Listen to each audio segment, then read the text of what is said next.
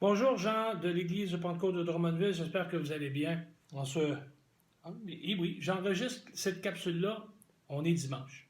On est dimanche, c'est ça. J'ai essayé de l'enregistrer vendredi, mais il y a eu un petit un pépin sur le site web. Ouais.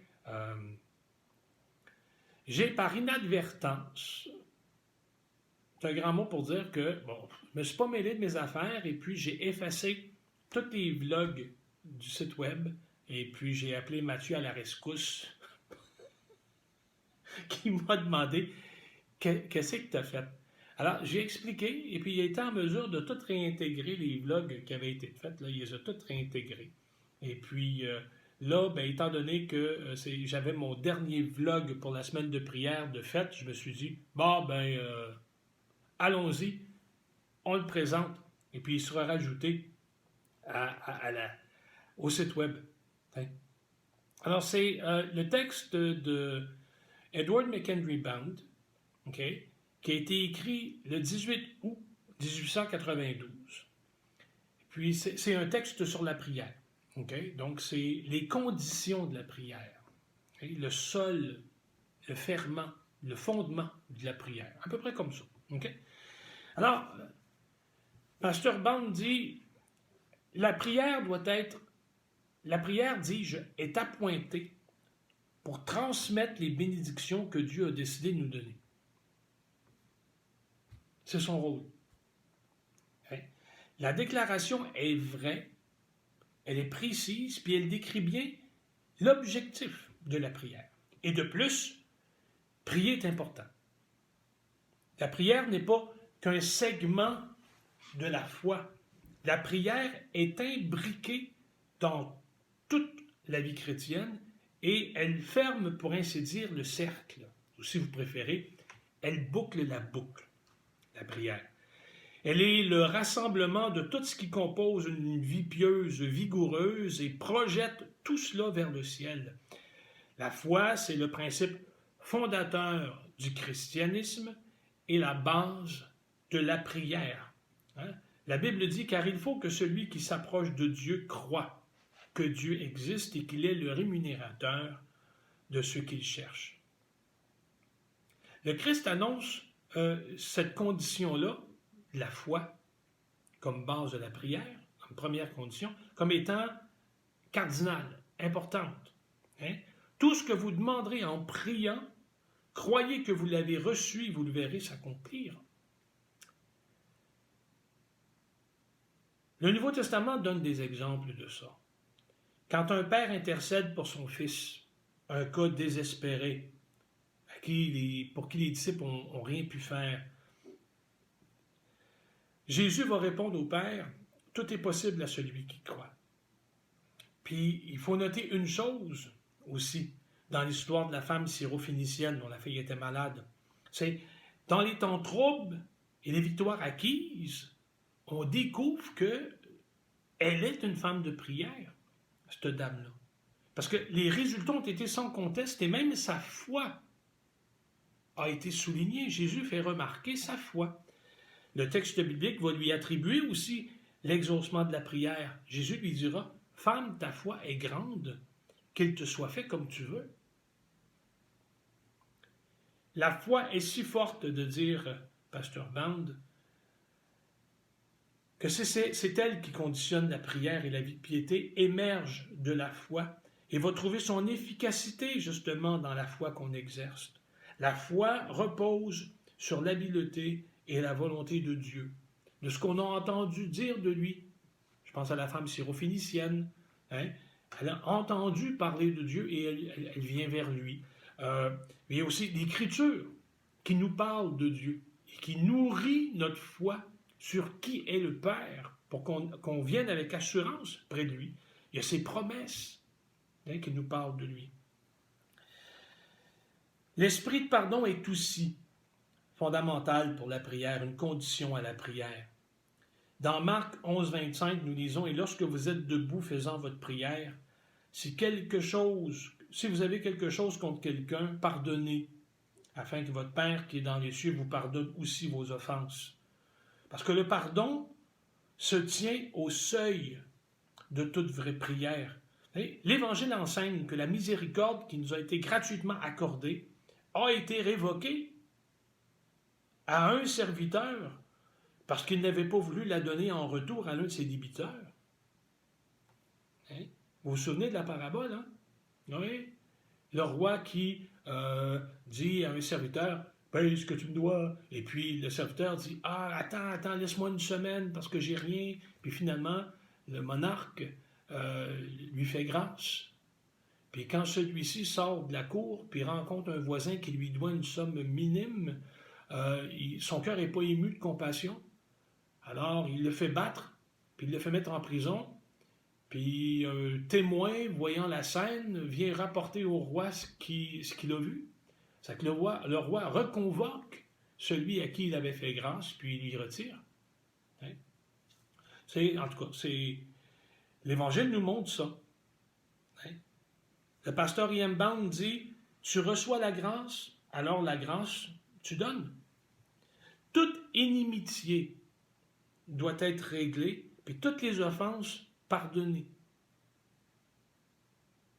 Car toutes les souffrances de l'antagonie et les tourments de l'offense se perdent dans l'océan de sa miséricorde.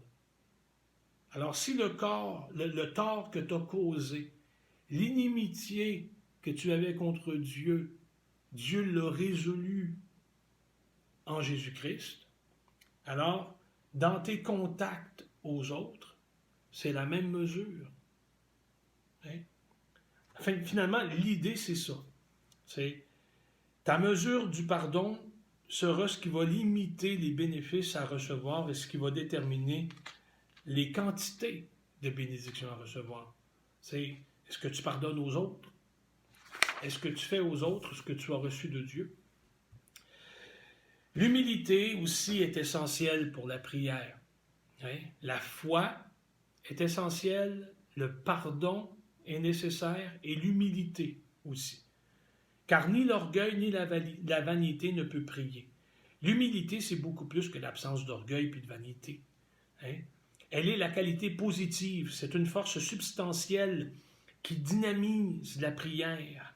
La prière n'est pas la force, ou n'a pas la force, dis-je, de monter d'elle-même si elle n'est pas propulsée vers le ciel par un juste jugement de ce que nous sommes et de ce que nous méritons.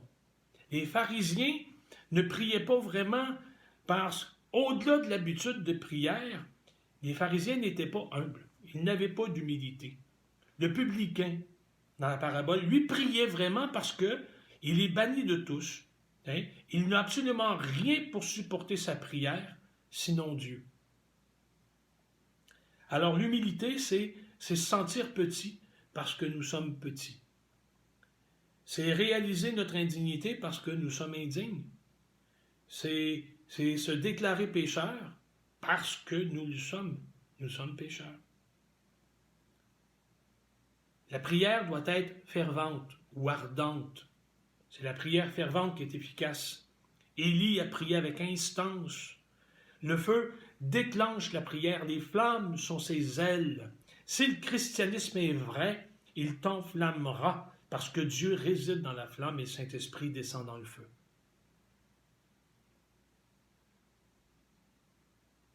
Une des conditions de la prière, c'est qu'on soit absorbé dans la volonté de Dieu.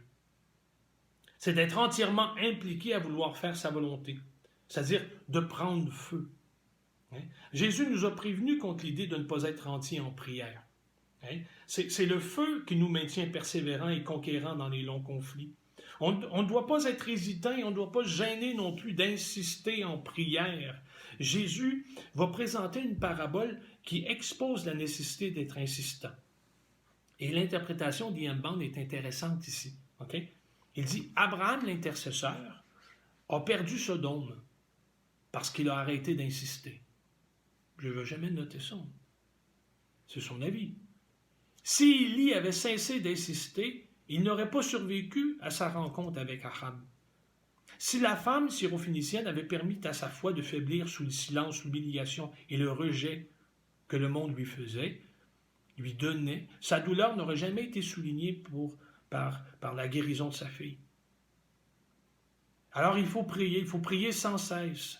C'est ça le mandat que Jésus nous a donné. Parce que c'est là que se trouve l'épreuve de notre foi. Hein? À travers la nuit, la foi voit par-delà l'horizon. Alors il faut persévérer dans la prière. Mener une bonne vie est aussi essentiel. Avoir un bon rythme de vie, c'est une condition favorable à la prière. De mauvaises habitudes de vie nuisent à cette pratique. Il faut avoir le réflexe de toujours garder un œil sur la gloire de Dieu et avoir à cœur de toujours lui plaire, de chercher sa volonté, de rechercher sa présence. Nos vies interviennent souvent dans notre pratique de prière et souvent de fois, ils font barrière. La prière doit venir d'un cœur pur. Se reposer sur Christ, c'est ça la clé. Parce que ton cœur pur, s'il n'y a pas de Jésus, c'est pas pur. C'est sa justice qui compte.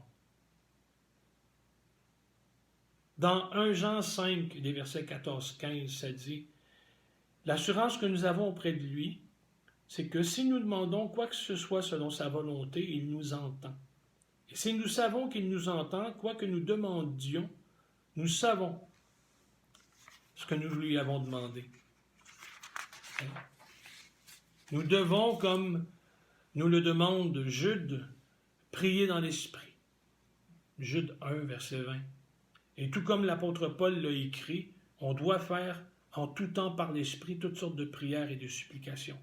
Dans Éphésiens 6, 18. On ne doit jamais oublier que le Saint-Esprit nous aide dans nos infirmités, parce que nous ne savons pas quoi demander, dit l'apôtre Paul.